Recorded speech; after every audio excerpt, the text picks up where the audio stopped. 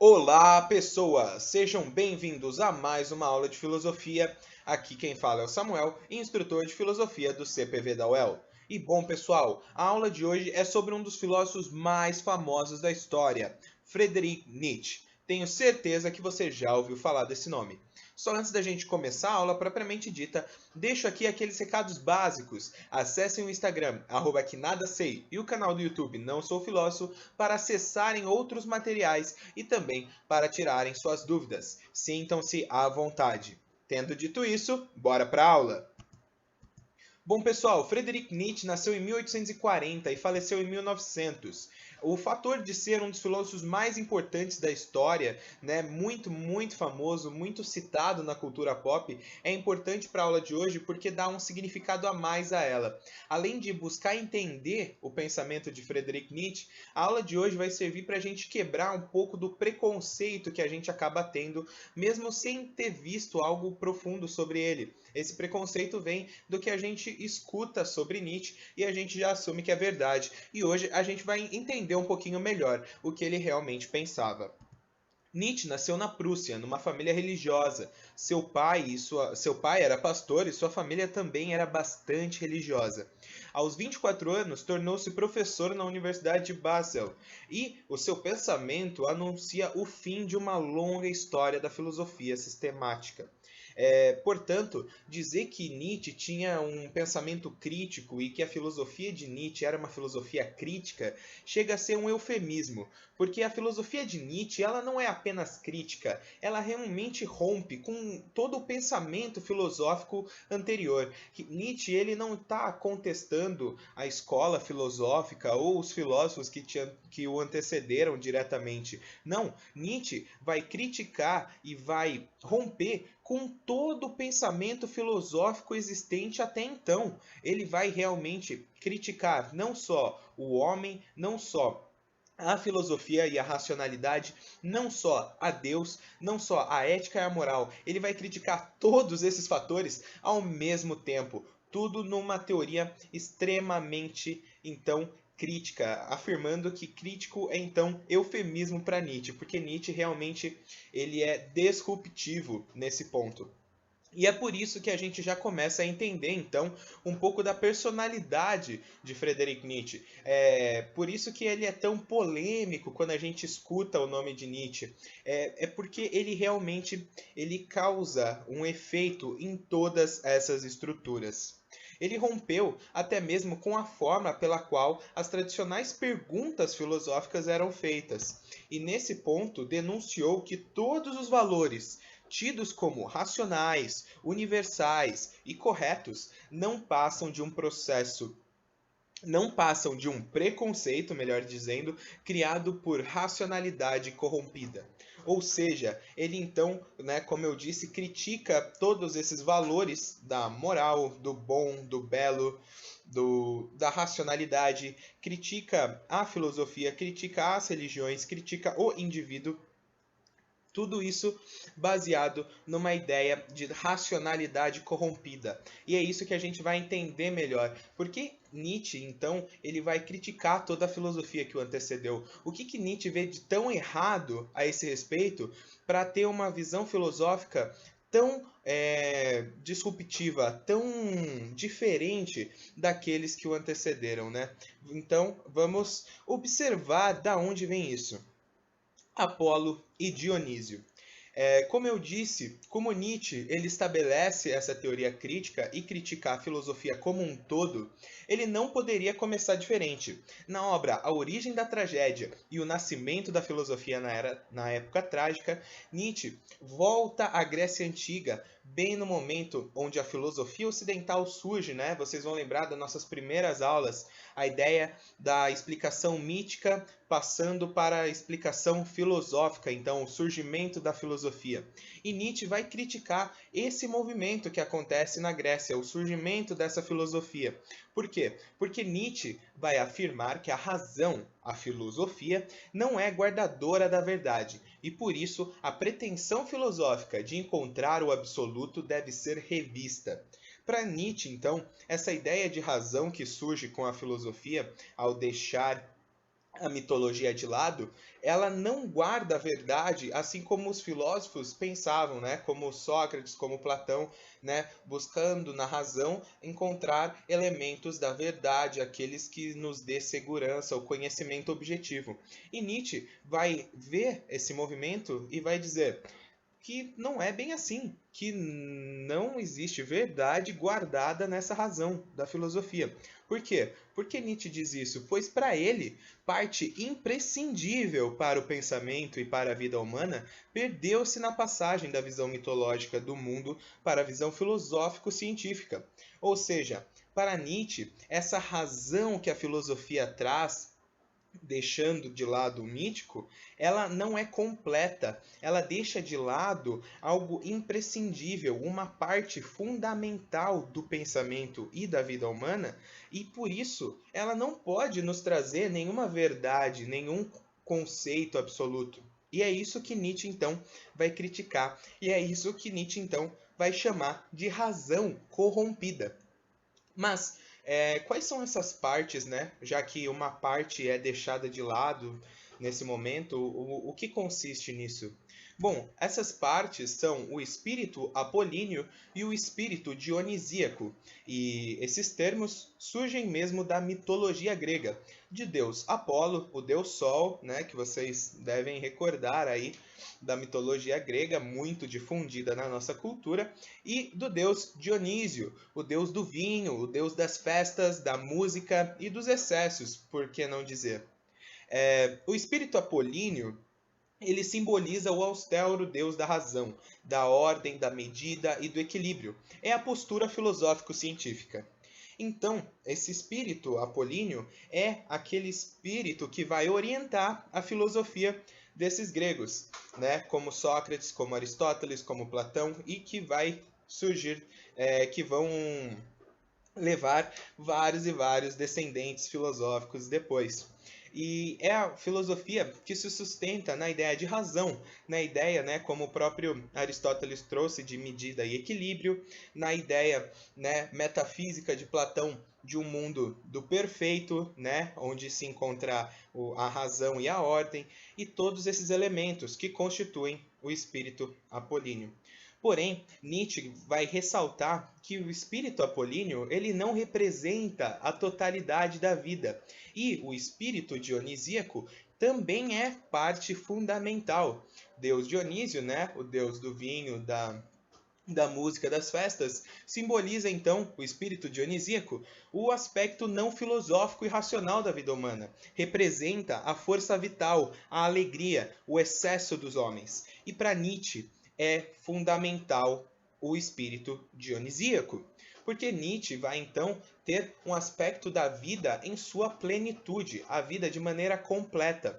E os filósofos que Nietzsche critica, né, como os filósofos gregos e depois modernos também, todos influenciados por esse pensamento, eles vão dizer, né, como o próprio Platão dizia, nós devemos renunciar ao mundo físico, buscar a razão para alcançar o mundo das ideias. Sócrates também dizia que a razão, né, a racionalidade por meio da dialética, né, construir o conhecimento nos levará a um saber verdadeiro e todos esses elementos que então renunciam uma parte do mundo, essa parte dionisíaca. E para Nietzsche, isso é um absurdo, e por isso que essa filosofia, portanto, se torna extremamente problemática pela perspectiva de Nietzsche, porque para ele, vocês estão separando uma parte do mundo que é fundamental. Então, nesse momento, a gente quebra um dos primeiros preconceitos que a gente tem associado à ideia de Nietzsche. Porque quando a gente pensa em Nietzsche, é muito provável, mesmo que você não tenha lido nada a respeito, mesmo que você não tenha se aprofundado no pensamento, que pela cultura pop, por referência em filme, por livro, por um amigo que falou, você tenha uma ideia de um pensador triste, de um pensador pessimista, de um pensador, assim, sem perspectiva da vida, sem perspectiva de futuro. E na verdade não. Nietzsche, ele está aqui realizando essa crítica ferrenha a todos esses filósofos exatamente por compreender que a vida deve ser vista em sua plenitude, de maneira completa, sem separar um lado dela. Portanto, Nietzsche vai ser então um claro defensor da vida de maneira completa. E é por isso que ele vai fundamentar essa crítica. Então, a gente acaba, né? Não que Nietzsche seja um otimista, vocês vão entender o porquê eu estou falando isso, mas a gente acaba já quebrando alguns preconceitos a respeito do pensamento de Nietzsche. E claro, vale ressaltar que nesse aspecto, então, do espírito dionisíaco, em contraste à razão, à certeza, vão ser absorvidos também, e tendo igual importância para Nietzsche, as questões mais subjetivas da arte e esses outros elementos, tá, pessoal? Nietzsche vai ser um grande defensor da ideia de arte, vocês vão entender um pouquinho melhor. A partir da filosofia de Sócrates, temos a vitória do espírito apolíneo. E é realmente o que acontece, porque, como eu disse, quando a gente tem a passagem da resposta mítica para a resposta filosófica, até então os pré-socráticos existia uma dialética, um debate a respeito do espírito apolíneo e do espírito dionisíaco. Só que quando Sócrates surge estabelecendo os princípios da razão, estabelecendo a importância da razão e de se buscar, né, por que Sócrates criticava tanto os sofistas? Porque os sofistas, eles diziam que tudo era relativo, e Sócrates não. Sócrates queria encontrar pela razão uma verdade, e Platão também, da mesma forma, encontrar o perfeito, né, no mundo metafísico das ideias, e todos os filósofos que sucederam, grande maioria. Descartes com o racionalismo, Kant, todos esses que a gente já viu em aula, são o quê? São filósofos que vão representar esse espírito apolíneo, os filósofos da ciência. Por quê? Porque eles atribuem à razão uma fonte sólida de certeza. E esse aspecto, né, que começa com Sócrates, acarreta o uso excessivo da razão em detrimento das forças vitais. E essas forças vitais, como o próprio termo já diz, são essenciais, né? São vitais para Nietzsche. E nisso, a moral, a verdade, que, né, são estabelecidos pela razão, para Nietzsche estão desprovidos de qualquer caráter vital, pois são palavras que não possuem realidade e que, portanto, estão distanciadas da vida. E é nesse momento que a gente começa a encontrar esse caráter não só de ruptura do Nietzsche, mas de desconstrução de valores. Porque então, para Nietzsche, como todos esses valores, como a moral e a verdade, estão construídos nessa razão, e essa razão ela não é total, ela não condiz com a vida na sua plenitude, eles estão vazios, eles não estão fundamentados em nada, são apenas palavras para Nietzsche. Então Nietzsche vai realizar uma crítica porque esses valores, né, para Nietzsche, então são na verdade, né, a representação da racionalidade, a negação de aspectos vitais. E por quê? Pois ela não suporta a forma como a vida se apresenta. Dessa maneira, Nietzsche vai nos dar uma ideia de, vamos chamar assim, de muletas, né? Para Nietzsche, então, esses valores criados, sustentados em absolutamente nada, na perspectiva dele, são meios de fugir de uma suposta realidade. Por quê? Porque eles não suportam como a forma que a vida se apresenta. Dessa forma, surge então a moral do fraco para Nietzsche. E o que seria a moral do fraco? Tentar criar valores por não aceitar a vida como ela se apresenta. Ou seja, vocês lembram, né, que falei da vida na sua totalidade. Por esses filósofos não aceitarem a vida em sua plenitude, eles criam valores. E esses valores, para Nietzsche, representam uma moral do fraco. Por quê? Porque esses valores, eles são subterfúgios para fugir da realidade, da vida como ela se apresenta. E isso não vai estar estabelecido somente na filosofia, mas é por isso que Nietzsche também vai criticar a religião, né? No caso, a religião cristã, porque é a religião, né, que domina a Europa naquele momento.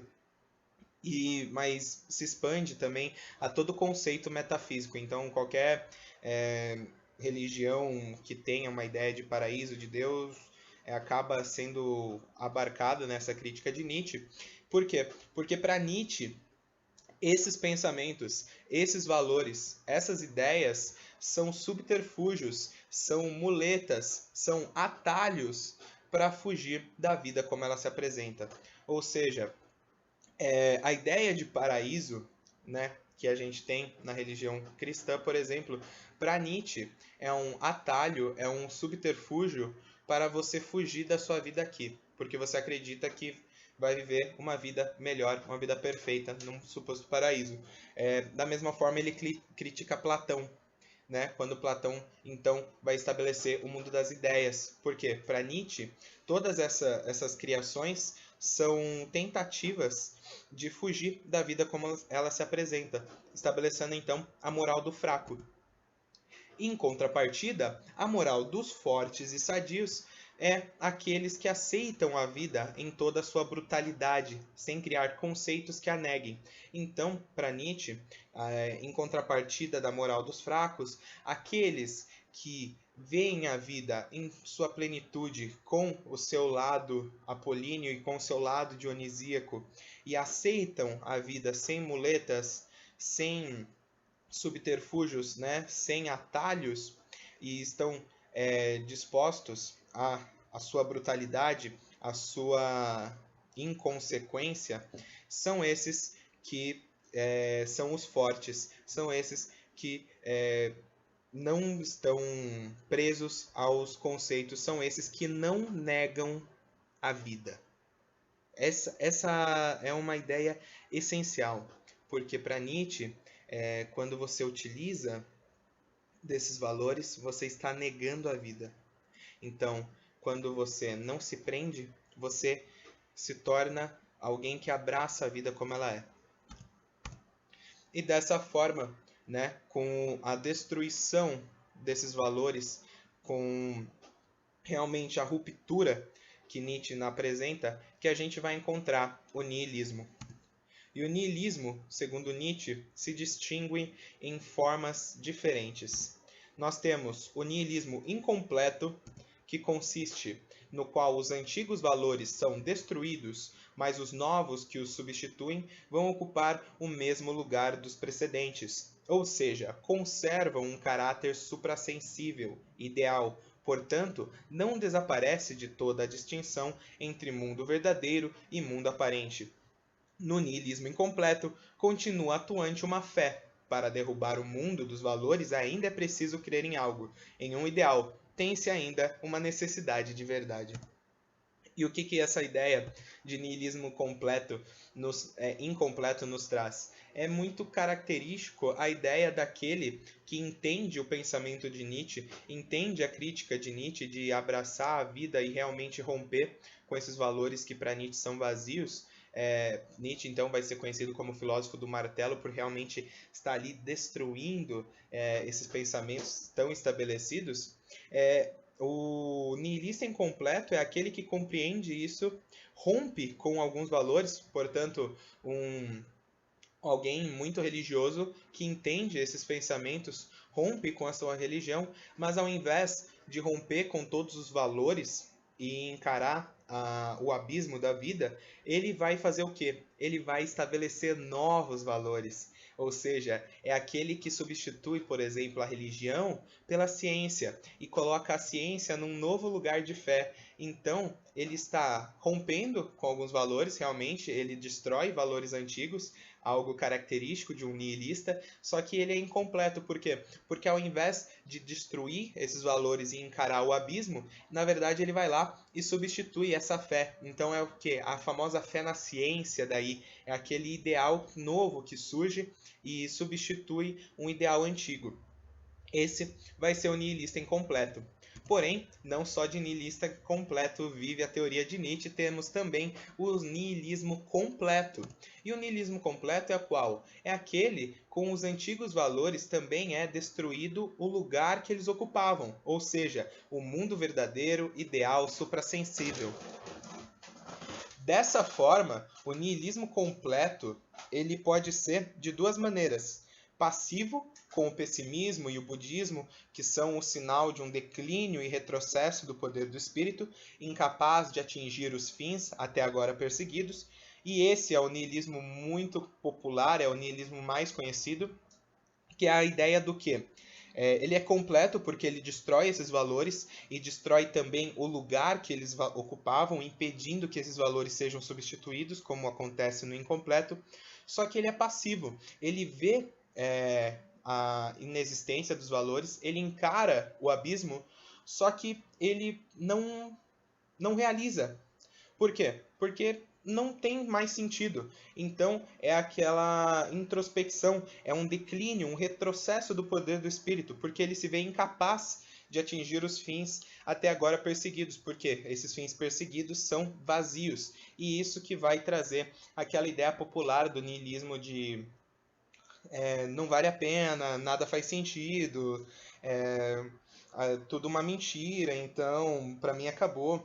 Tem um filósofo muito popular assim que fala que o niilismo passivo ele é o principal, é o niilismo daqueles adolescentes que querem brigar com os pais, porque, sabe, nada faz sentido, acabou. Só que a gente não tem só o niilismo passivo, e o niilismo passivo é erroneamente associado à pessoa de Nietzsche.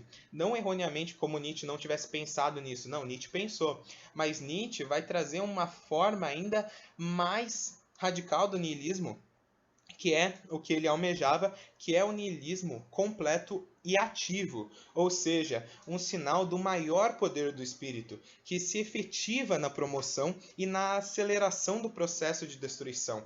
Nietzsche chama também de extrema a forma de niilismo ativo que se desvencilha não só dos valores tradicionais, mas também do lugar suprassensível por eles ocupados. Só com a abolição do lugar ideal dos valores tradicionais se abre espaço para a possibilidade de uma nova posição de valores. Ou seja, encontrando o niilismo ativo,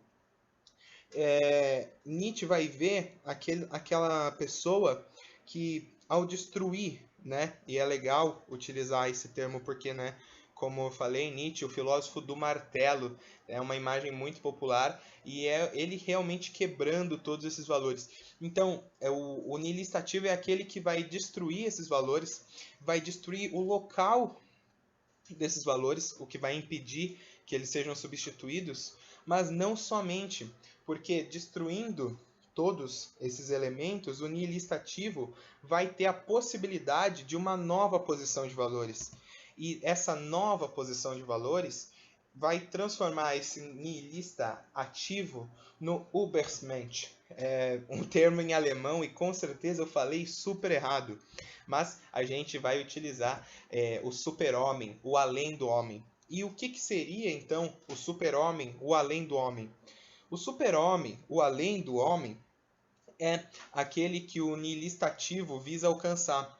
Por quê? Porque depois de romper com os valores tradicionais, destruir o local onde esses valores estavam e realmente encarar o abismo e a vida como ela é, ele então se vê livre, ele não tem mais muletas, ele não tem mais atalhos e ele se vê livre para criar suas próprias regras, seus próprios valores. Então, o Übermensch, o super-homem, o além do homem, é aquele que cria seus próprios valores, visto que ele compreende o abismo da vida.